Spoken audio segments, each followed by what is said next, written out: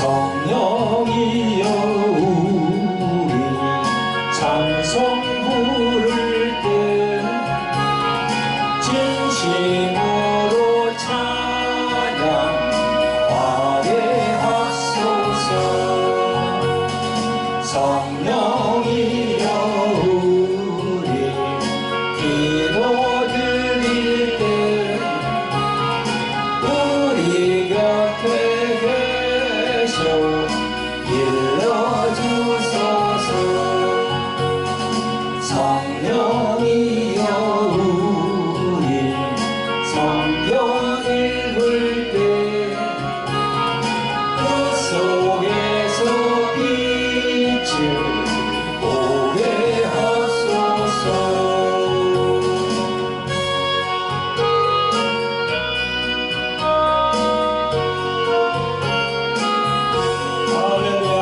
여러분, 그리고 오늘 또 유튜브로 인사 나누는 구독자 여러분 반갑습니다. 네, 저희들 유튜브가 지금 1420명이 됐거든요. 그래서 이제 계속 지금 올라오고 있습니다. 많은 응원 바랍니다. 여러분, 오늘 주일에 본문 말씀 주신 거 보면요, 고린도전서 2장 9절로 13절까지 말씀입니다. 그리고 말씀 전거 제목은 보혜사 성령에 대하여 제대로 알자, 이렇게 제목을 정했습니다. 성도 여러분, 오늘 성경 말씀 본문으로 들어가기 전에 저희 교회 광고가 있습니다. 다름이 아니고 저희 교회에서 매주 토요일 오후 2시에 유튜브로 생중계되는 치유 집회 광고입니다. 이름하여 돌항아리 홀리 힐링 집회입니다. 여기 홀리라고 나오잖아요, 그죠? 여기 거룩하다는 말이거든요. 거룩한. 그러니까 거룩한 분은 누굽니까? 오늘 제가 말씀 전하는 성령, 그분이 제일 거룩한 영이에요. 그 뜻입니다. 치유사에게 관심이 많은 목사님들과 각종 질병과 어둠의 영, 귀신들로 인하여 고생하시는 신자분들이 이 집회에 참여하시면 감사를 드리겠습니다. 주 예수 그리스도 이름으로 오신 성령께서 역사하실 것입니다. 매주 토요일 2시 유튜브로 실시간 생중계되는 돌항아리 홀리 힐링 집회 기억하시고 관심 가지시고 참가해 주시면 감사를 드리겠습니다. 그리고 오늘 우리 주일날 집회하는 것도요, 저희들이 줌을 좀 준비를 했거든요. 그래서 줌 번호가 여기 있습니다. 여기 줌 번호 아이디가 647-043-3214입니다. 그래서 각 우리 해외에 있는 분들이 시간이 다 틀리기 때문에, 동양은 뭐 저희가 같지만 시간이 다 틀리기 때문에 여러분들 말씀을 사모하시는 분들은 주일날 10시 반부터 이렇게 들어오시면 되겠습니다. 항상 줌이 열려 있으니까 들어와서 함께 예배를 드리고 좀 말씀을 오래 받는 그런 시간이 되기를 소망합니다. 아멘. 저희 교회에서 말이죠, 매년마다 2번씩 하는 게 있거든요. 그게 뭔가 하면 돌항아리 특화 영성학교 개강입니다. 저희들이 전에 코로나가 생기기 전에는 1년에 2번씩 했어요. 3월 초에 개강하고 또 9월 초에 개강하고, 이렇게 전반기 후반기가 2번 해가지고 4개월 이렇게 했는데, 이 코로나 때문에 하지 못했습니다. 이제 코로나가 잠잠하니까 다시 이제 시작해야죠. 그래서 12기로 이제 3월 2일날 개강하거든요. 그래서 저희들 이제 기독교 그런 정보 내시라든가 인터넷에다가 이제 광고를 올렸습니다. 그래서 3월 1일부터 개강합니다. 그래서 한 달 정도 남았죠, 그죠? 그래서 여러분들도 많이 좀 선전해 주시고 광고해 주시면 감사를 드리겠습니다. 돌항아리 특화 영성학교에는요, 목사님을 비롯한 많은 분들이, 선교사, 뭐 권사님, 또 장로님, 많은 분들, 평신도도 와도 됩니다. 그래서 하나님의 말씀과 또 성령으로 양축을 이루는 그런 걸 하고 있으니까요, 많이 이렇게 보시고 또 협조해 주시면 감사를 드리겠습니다. 네, 오늘 본문 말씀 고린도전서 2장 9절부터 13절까지 보겠습니다. 시작. 기록된 바 하나님이 자기를 사랑하는 자들을 위하여 예비하신 모든 것은 눈으로 보지 못하고 귀로도 듣지 못하고 사람의 마음으로도 생각지 못하였다 함과 같으니라. 오직 하나님이 성령으로 이것을 우리에게 보이셨으니 성령은 모든 것 곧 하나님의 깊은 것이라도 통달하시느니라. 사람의 사정을 사람의 속에 있는 영 외에는 누가 알리요? 이와 같이 하나님의 사정도 하나님의 영 외에는 아무도 알지 못하느니라. 우리가 세상의 영을 받지 아니하였고 오직 하나님께로 온 영을 받았으니 이는 우리로 하여금 하나님께서 우리에게 은혜로 주신 것들을 알게 하려 하심이라. 우리가 이것을 말하거니와 사람의 지혜의 가르친 말로 아니하고 오직 성령의 가르치신 것으로 하니 신령한 것은 신령한 것으로 분별하느니라. 아멘. 사랑하는 성도 여러분, 오늘 유튜브 공간에서 만나게 되는 구독자 여러분 반갑습니다. 오늘 말씀 주제는요, 저희들 기독교 교리 중에 삼위일체 하나님에 대한 교리가 있는데요, 그 삼위일체 하나님은 어떻게 됩니까? 성부, 성자, 성령, 이 세 인격으로 이렇게 딱 하나가 되어 있어요. 하나인데 그 안에 세 인격이 들어있다는 거죠. 그게 바로 우리 기독교, 우리 개신교의 이 성경의 핵심이 바로 삼위일체 하나님 교리예요. 그래서 삼위일체 하나님 그 교리를 받아들이지 않고 그 교리를 이상하게 풀어가면 그게 바로 이단입니다. 그 이단이에요. 그리고 우리가 잘 아는 그 교단들 있잖아요, 그죠? 여호와의 증인, 통일교, 신천지, 많습니다, 그죠? 그런데 보면은요, 하나님의 교회, 안상홍, 그죠? 거기도 보면 이 삼위일체 하나님 이 교회가 잘못되어 있어요. 그래가지고 하나님의 교회 안상홍 같은 데서는 하나님 어머니를 해가지고 지금 어머니 하나님을 얘기하고 있어요, 지금. 완전히 이단이거든요, 그게. 성경에 하나님 어머니라는 게 없습니다. 성도 여러분, 구독자 여러분, 우리가 예수님을 믿어서 교회에 출석하여서 신앙생활을 시작하는데요, 우리가 성경 공부를 통해서 삼위일체 하나님에 대한 경륜에 대해서 많이 배웁니다. 그 성경 전체를 읽고 묵상하면서 알게 되는 것이 삼위일체 하나님의 역할입니다. 창세기부터 요한계시록까지 내용이 하나님 아버지께서 그 큰 경륜의 그림을 딱 세웠었어요. 그리고 이제 독생자 아들이신 예수께서 그리스도로서 그것을 성취하셨습니다.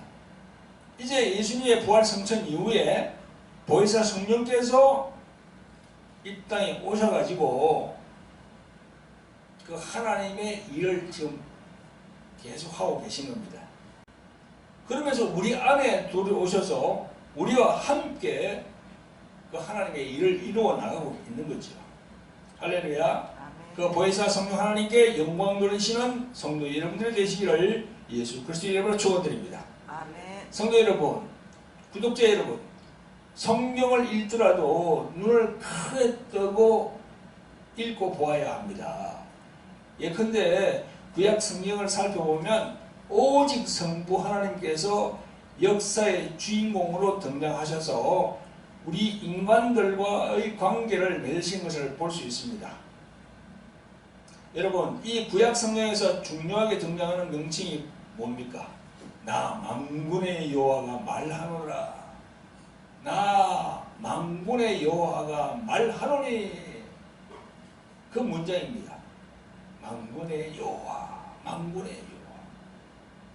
이 여호와라는 이름이 출애굽기 3장 13절 이하에 보면요, 모세가 하나님께 구할 때 하나님이 모세에게 주신 이름이 바로 여호와, 즉 야훼예요. 이 야훼, 즉 여호와는 스스로 있는 자라는 뜻입니다. 이때부터 나 만군의 여호와가 말하노라 이렇게 시작된 겁니다. 이처럼 구약시대의 주인공은 성부 하나님이었습니다. 우리 인간에게는 창조주이신 성부 하나님과의 관계가 매우 중요합니다. 그러던 것이 이제 창조주 하나님께서 메시아, 즉 그리스도를 약속하십니다. 그 성자 하나님이신 그 메시아가 오실 것에 대한 예언들이 구약 성부 시대에 다 예언이 되어 있어요. 여러분, 그 구약의 예언은 신약의 마태복음 1장과 마태복음 2장에서 그 말씀들이 다 증거를 하고 있습니다. 마태복음 1장 23절에 보라 처녀가 잉태하여 아들을 낳을 것이요 그 이름을 임마누엘이라 하였으니 이를 번역한즉 하나님이 우리와 함께 계시다 함이라. 이 말씀이 구약 성경 어디에 예언이 되어 있습니까? 바로 구약 성경에 있는 이사야서 7장 14절입니다. 그래서 7장을 보면 이렇게 나와 있습니다. 그러므로 주께서 친히 징조로 너에게 주실 것이라 보라 처녀가 잉태하여 아들을 낳을 것이요 그 이름을 임마누엘이라 하리라. 그렇게 다 구약에 기록이 되어 있어요. 똑같은 게 마태복음이 나온단 말이죠.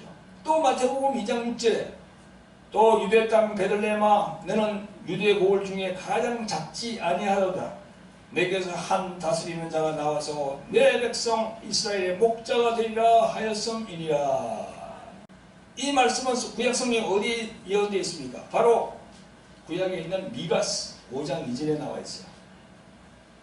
미가스 5장 2절에서 베들레헴 에브라다야 너는 유다 족속 중에 작을지라도 이스라엘을 다스리는 자가 내게서 내게로 나올 것이라. 그의 근본은 상고의 태초이니라. 이렇게 되어 있습니다. 할렐루야. 그의 근본은 상고의 태초이니라. 태초에. 여러분 생각나는 구절이 없어요? 요한복음 1장 1절에 태초에 말씀이 계시니라. 태초에 그리스도가 계시니라. 태초에 예수가 계시니라. 이거 딱 맞아 떨어지잖아요. 또한 이사야서 53장 전체를 읽어보세요. 구약에 있는 이사야서 53장 전체를 읽어보세요. 예수께서 십자가에 달리시기 전에 그 맞으시는 채찍의 의미도 나와 있어요. 거기에. 또 십자가에서 달리셔서 피 흘리는 그 영적인 의미가 거기에 다 나와 있습니다.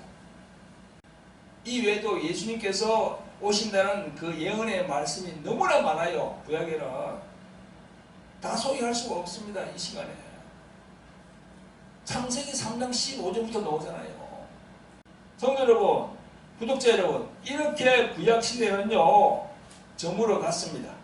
그 예언대로 예수님께서 다 오셔가지고 이제 성자 시대가 열리는 겁니다. 그 성자 시대를 얘기하는 것이 바로 사복음서예요. 사복음서.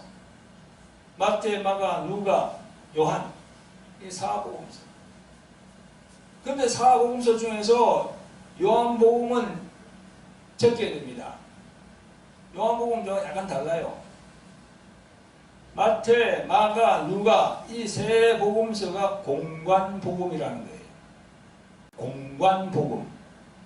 예수님의 제자 마태, 마가, 누가가 이 세 사람이 예수님에 대하여 공통적인 관념으로 본 내용을 적었어요. 그래서 조금 달라요, 그게. 그러나 요한복음은 공관복음하고 완전히 다릅니다. 요한복음은 예수님을 하나님 자신이라고 얘기하고 있어요. 아멘. 성도 여러분들도 그런 마음을 가지고 그런 관념을 가지고 이 요한복음을 읽으셔야 됩니다.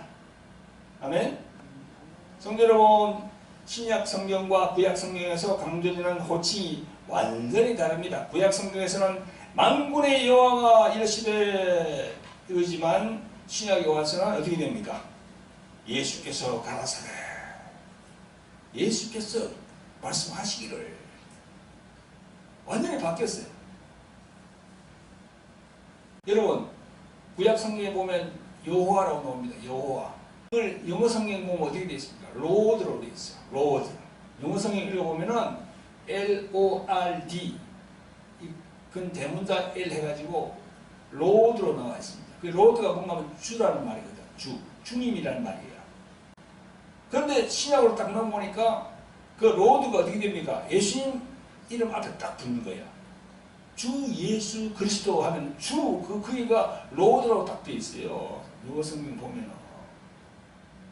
그러니까 구약에 있는 여호와가 신약에 예수님하고 딱 같은 거야. 그 영어 성경을 보면 바로 그걸 우리가 알 수가 있잖아. 우리 한국 성경에는 여호와 되어 있지만 여러분 성부 하나님의 시대 구약에서는 그의 명령에 순종해야 했지만 이제 하나님 품속에 계셨던 독생자 예수께서 이 땅에 몸을 입고 오셔서 요단강에서 세례를 받으시면서 성자 시대가 열린 겁니다.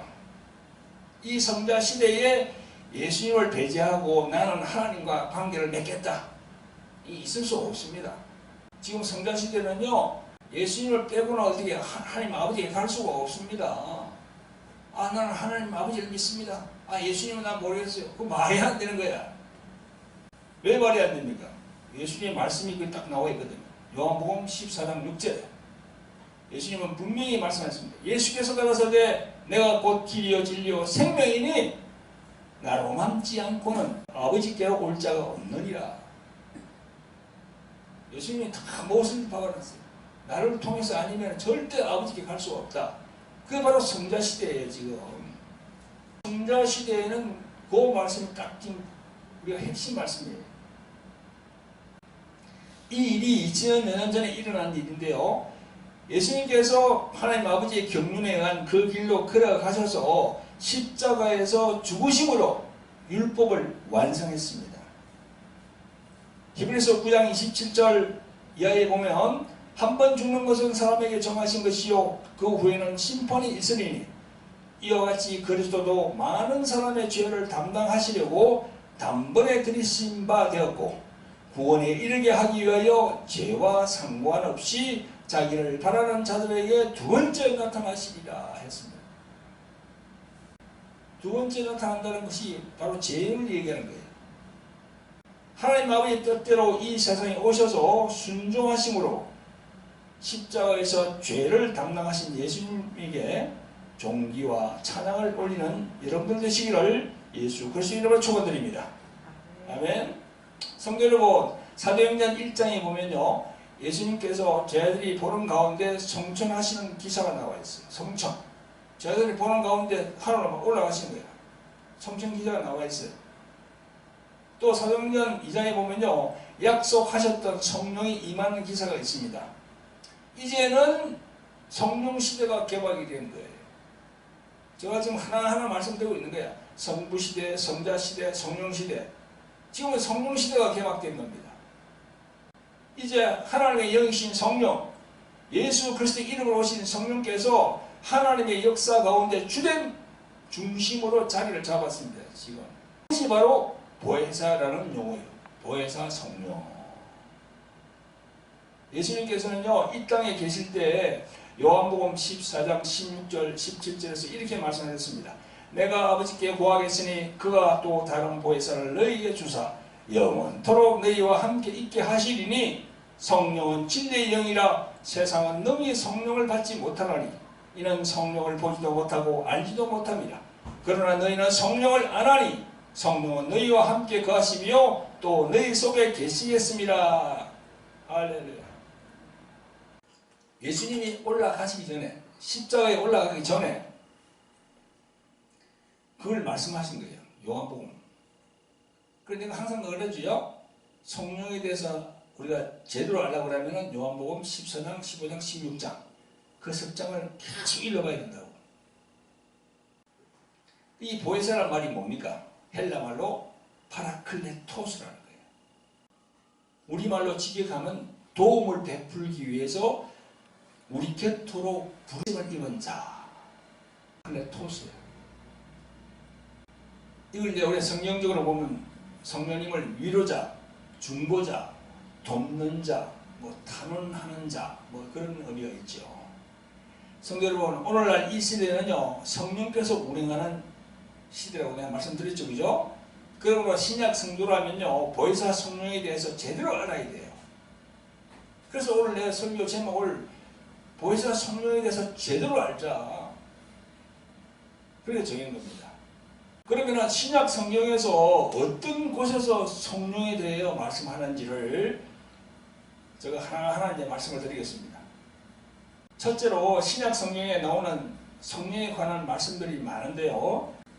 여러분, 신약 성경에 성령을 받으라는 구절이 어디 있는지 알아보겠습니다. 마태복음 3장 11절에 보면요, 이렇게 나와 있습니다. 세례 요한이 말합니다. 나는 너희로 회개케 하기 위하여 물로 세례를 주으리와 내 뒤에 오시는 이는 나보다 능력이 많으시니 나는 그의 신을 들기도 감당치 못하겠노라. 그는 성령과 불로 너희에게 세례를 주실 것이요 손에 키를 들고 자기 타당마당을 정하게 하사 알곡은 모아 곳간에 들이고 죽정이는 끄지지 않는 불에 태우시리라. 이랬습니다. 성도 여러분, 여기에 성령이 나오고 또 불이 나오지, 그죠? 우리 성령은 알겠어. 불은 또 뭡니까? 불이 뭐지 이게? 그게 12절 말씀의 의미가 심판의 의미를 얘기하거든요. 그거 바로 붙어서 나오잖아요, 그죠?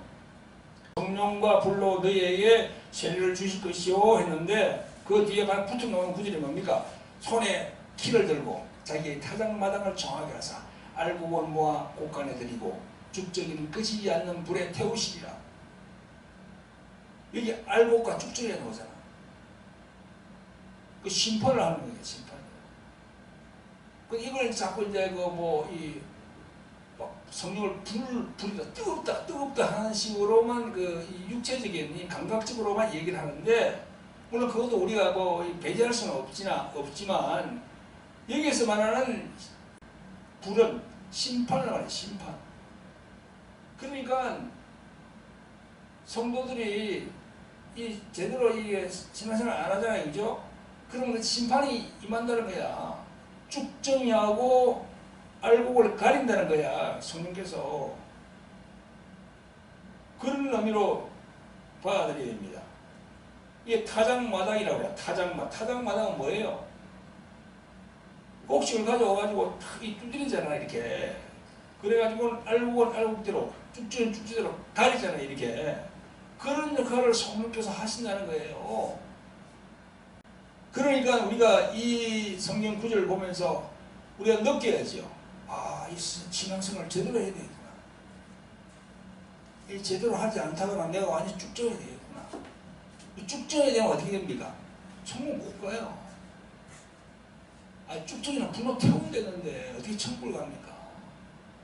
이 알곡과 쭉정이는 우리를 얘기하거든요, 지금. 예수를 믿는 성도들, 이 성도들을 가리키고 양육하고 인도하는 그런 주의 종들, 목사들.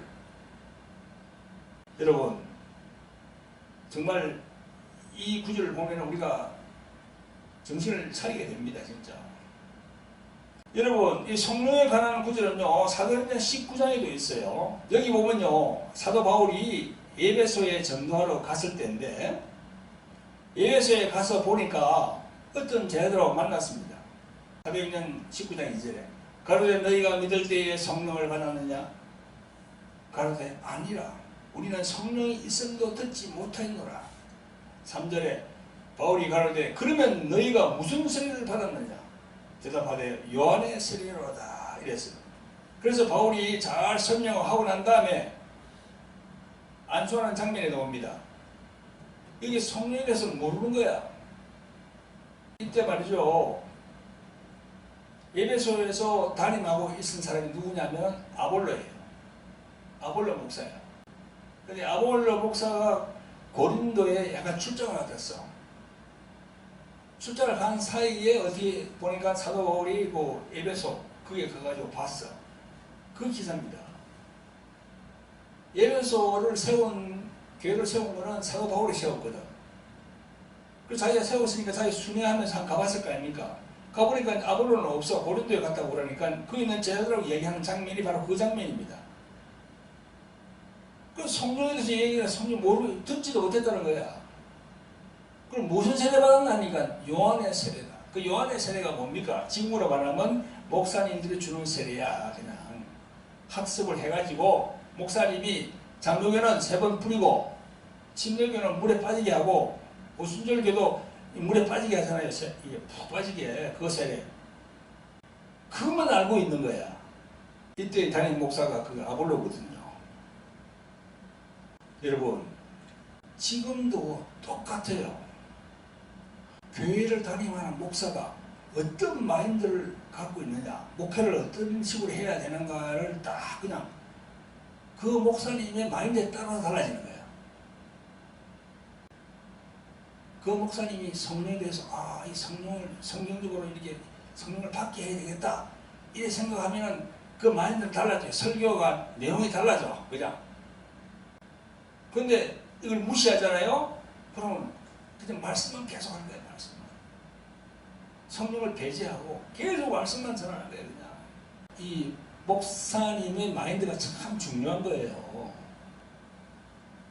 그래서 이 돌항아리 특화 영상학교 뭘 가르칩니까? 내가 그걸 가르치거든요. 신학교에서 돌항아리 특화 영상학교처럼 신학교에서 말씀과 성령을 양축을 딱 가르치면 좋은데, 저도 신학을 한 6년 정도 했지만 신학대학원까지 이게 가르치지 않아요. 그냥 말씀만 가르치는 거야. 그냥 말씀을 달달달 그냥 뭐 저거 리포트 적어내라 어떻게 해라 말씀 성령에 대해서 안 가르칩니다. 성령을 실제로 어떻게 역사한다는 거겠다. 그걸 임상적으로 안 가르치는 거야. 그러니까 머리로만 이게 다 알고 신학교 졸업해서 안수 받는 거지. 목사 안수를. 그 선교사 같은 경우에도 그렇게 해가지고 선교사로 가잖아요. 외국으로. 판판해집니다. 말씀만 그거 가지고 그냥 선교사 가다가 선교지에서 판판해지는 거야.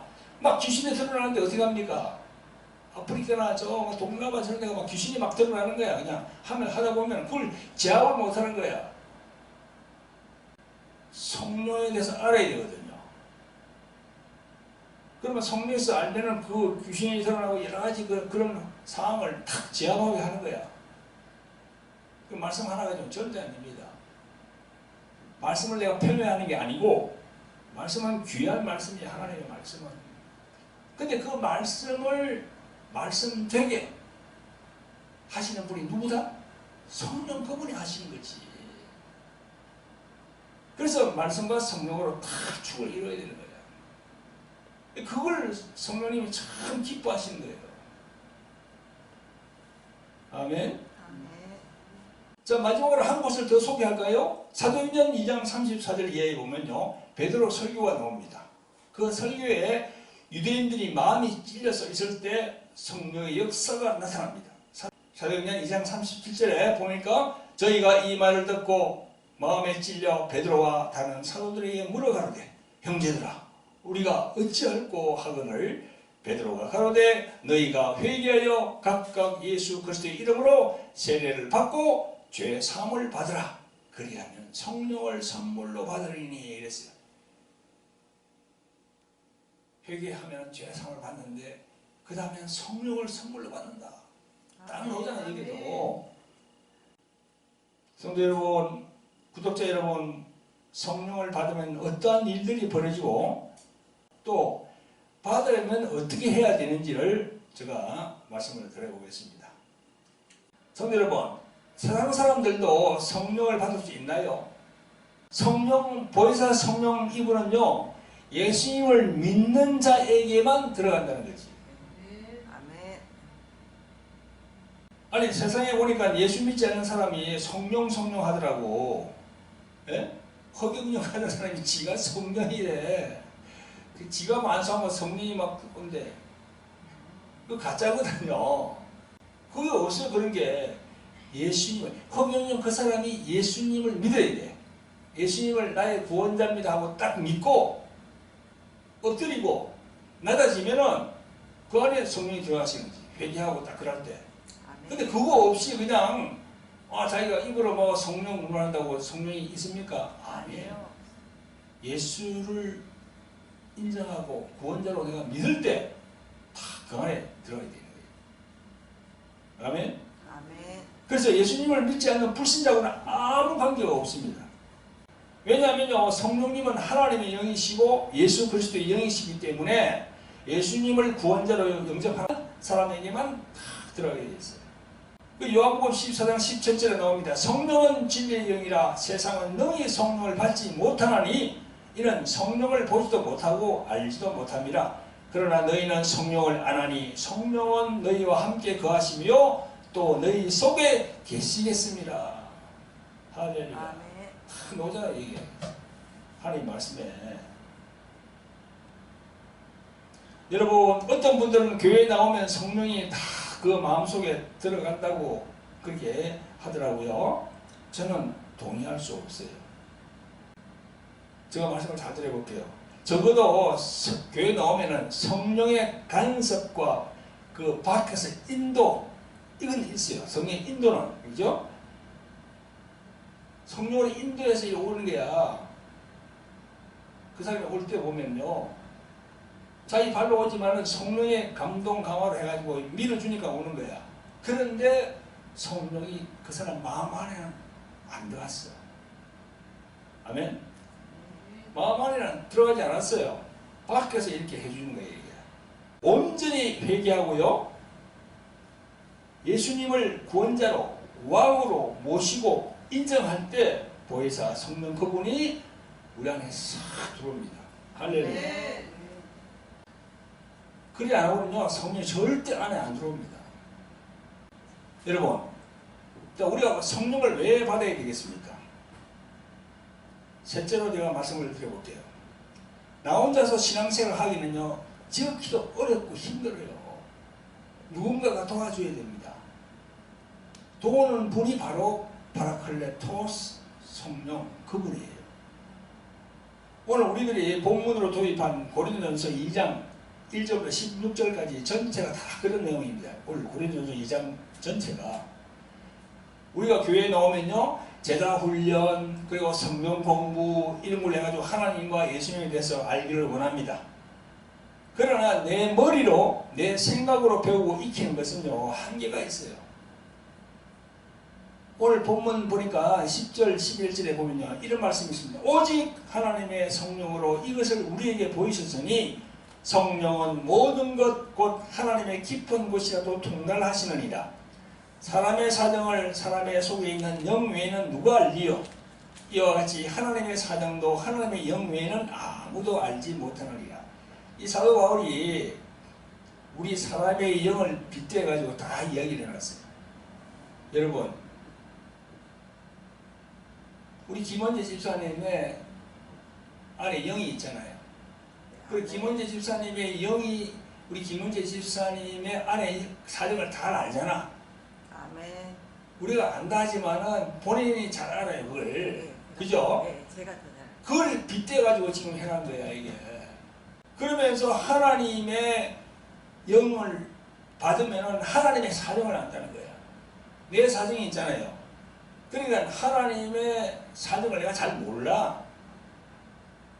그래서 내 사정만 알면 내 그냥 그것만 계속 요구하는 거야. 그러나 하나님의 사정을 딱 알게 되면 어떻게 됩니까? 달라지지.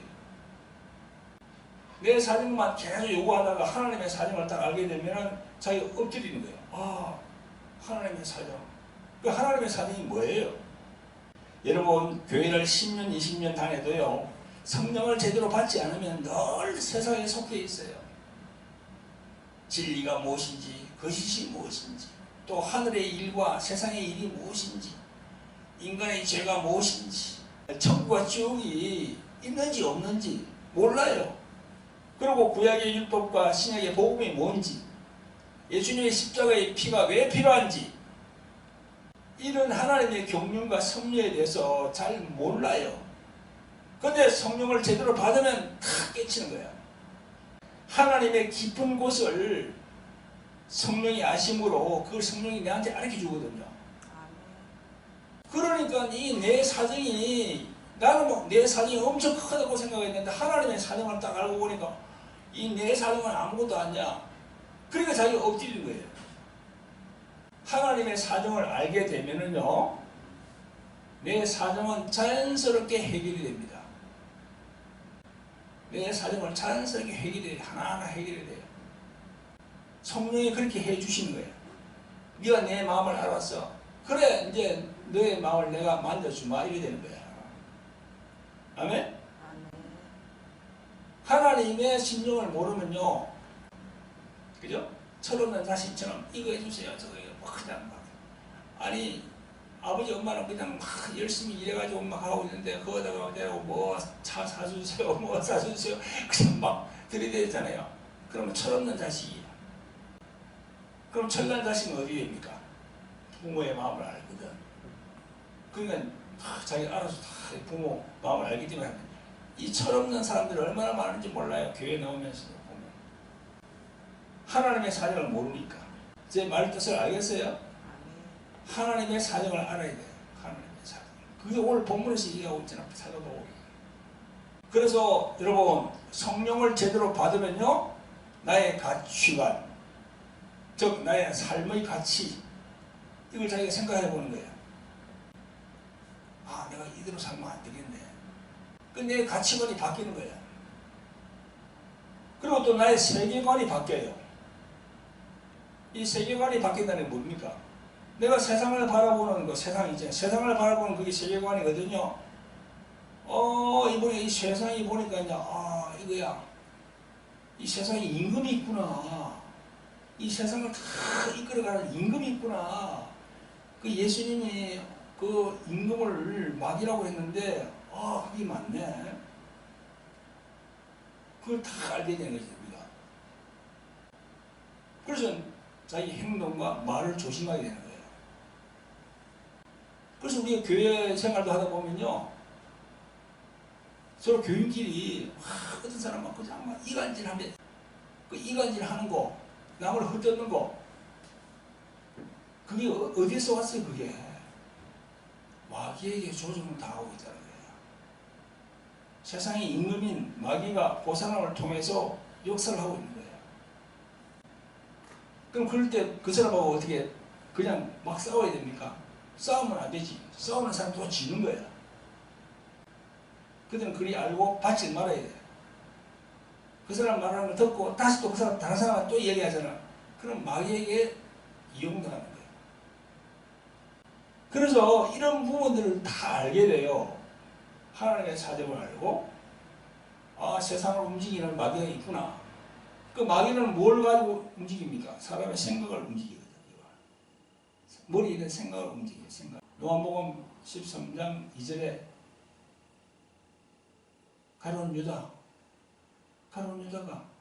예수님 팔려는 생각을 마귀가 집어였단 말이에요. 생각을 하다가. 그래 행동을 옮기잖아요.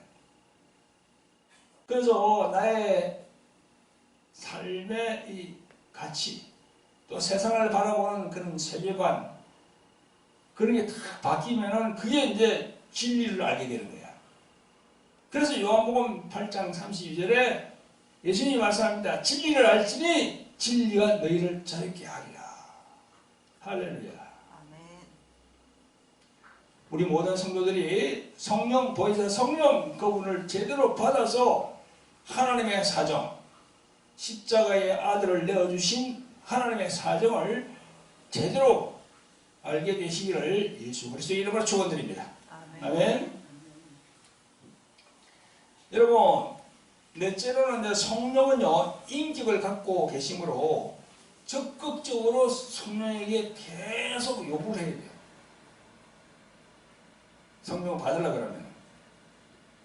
성도 여러분, 예수님을 영접했다고 자동적으로 성령이 들어갑니까? 어떤 분들은요 고린도전서 12장 3절의 말씀을 가지고 그런 얘기를 합니다. 그러므로 내가 너희에게 알게 하노니 하나님의 영으로 말하는 자는 누구든지 예수를 저주할 자라 하지 않고 또 성령으로 아니하고는 누구든지 예수를 주시라 할 수 없느니라. 이 말씀을 근거로 교회에 나오는 사람은요 예수님을 주라고 인정하기 때문에 성령이 역사하신다. 물론 맞는 말씀입니다. 뭐 틀린 말씀이 아니에요. 근데 이 말씀 한 절 가지고는요 성령이 내주한다는 말은 좀 부족해요. 처음 교회에 나오면 아까도 내가 말씀드렸지만은 성령이 내주하는 게 아니고 성령이 보살핌, 이끄심이 있다는 거야. 그건 내주가 아니에요.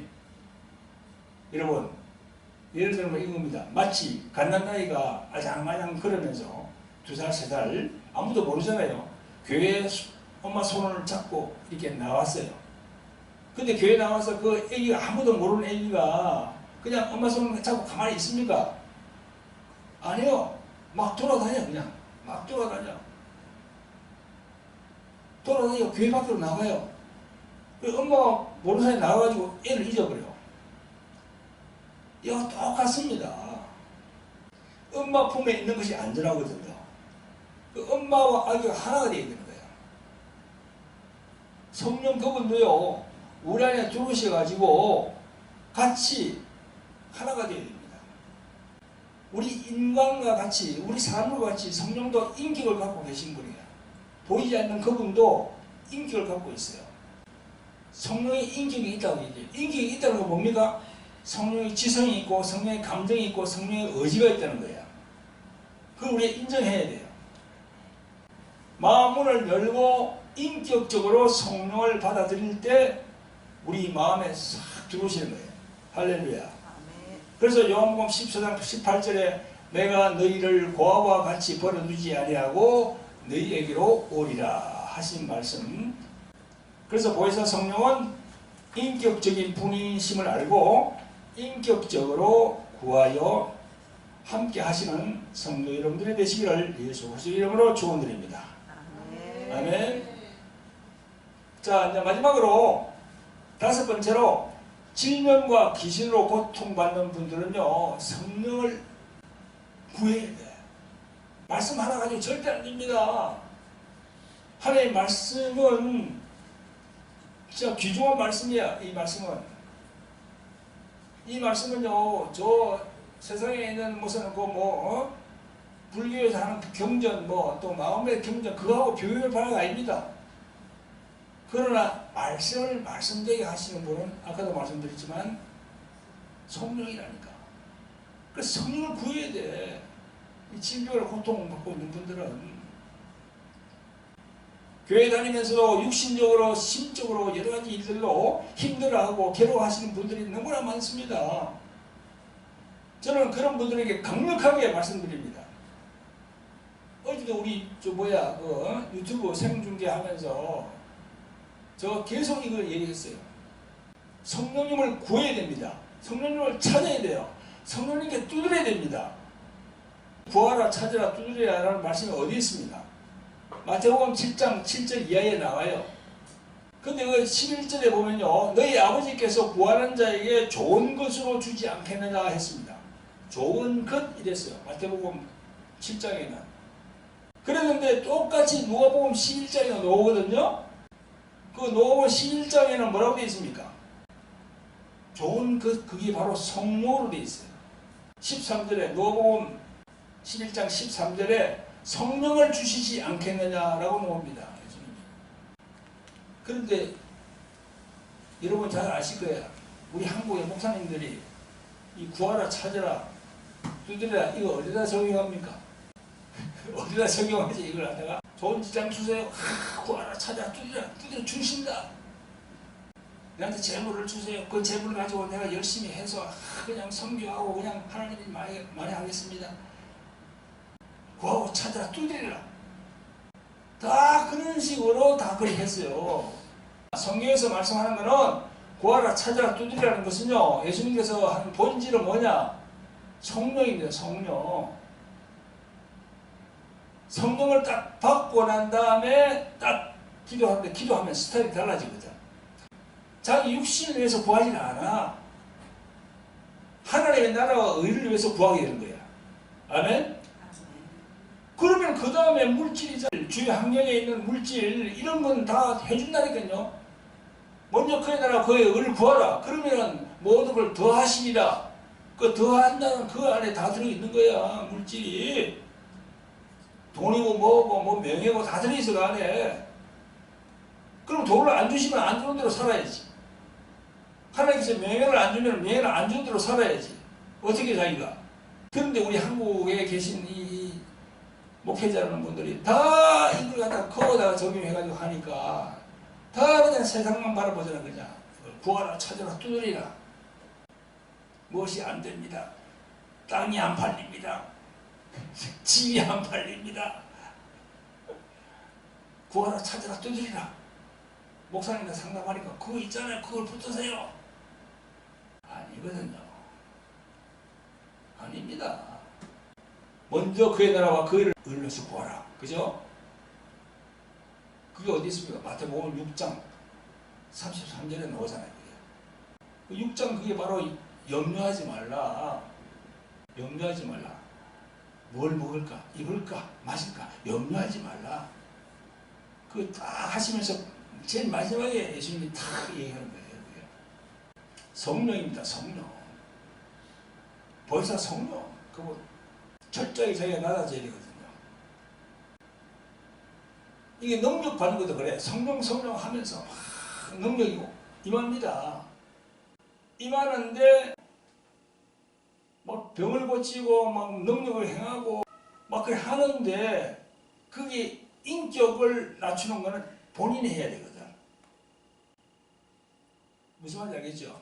아멘. 인격을 낮추는 거는 하나님이 낮춰주는 게 아니야. 본인이 스스로 자기를 낮춰야 돼.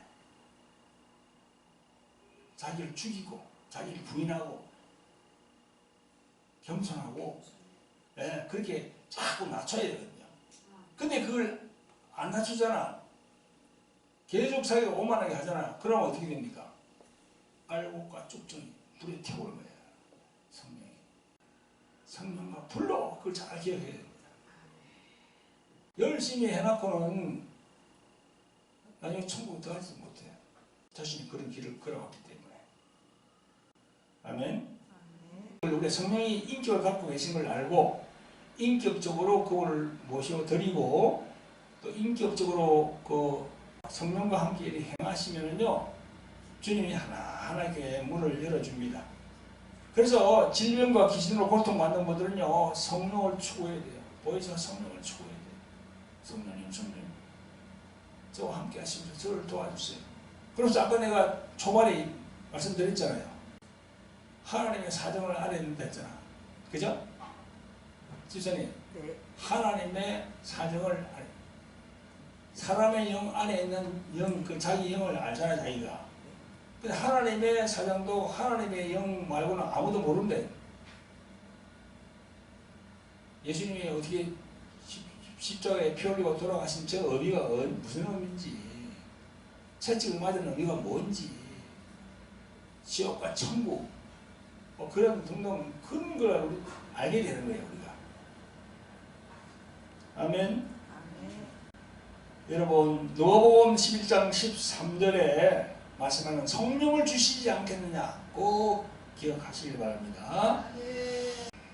그 성령을 받으면 이제 고아가 아니고 성령 그분과 함께 하십니다. 힘내시기 바랍니다. 질병과 신호 고통받는 분들. 자, 그러면 성령을 받지 않은 분들은요 성령 받기를 강구하시고 성령 받은 분들은 더 기름 부음이 강하게 내려오도록 우리가 주에 일창하고 기도합니다. 주 하나님 아버지 은혜롭고 감사함으로 주일 예배를 드리게 하심을 감사합니다. 아버지 하나님 아직까지도 교회에 출석하면서도 성령에 대하여 모르고 있는 신자들이 너무나 많습니다. 더욱이 심신이 괴롭고 힘들면서도 혼자서 이기길 원하는 사람들이 많습니다. 이제 도우시는 성령, 치유하시는 성령이 계심을 알고 인격적으로 성령을 받아들이는 그런 많은 신자들이 나왔으면 합니다. 아버지 하나님, 그래서 자기 자신이 진솔히 자기 부인을 통해서 보혜사 성령이 역사할 수 있도록 아버지 하나님 은혜 베풀어 주시기를 간절히 원합니다. 성령님 도와주시옵소서. 우리를 구원하신 예수 그리스도 이름으로 감사하며 기도합니다. 아멘.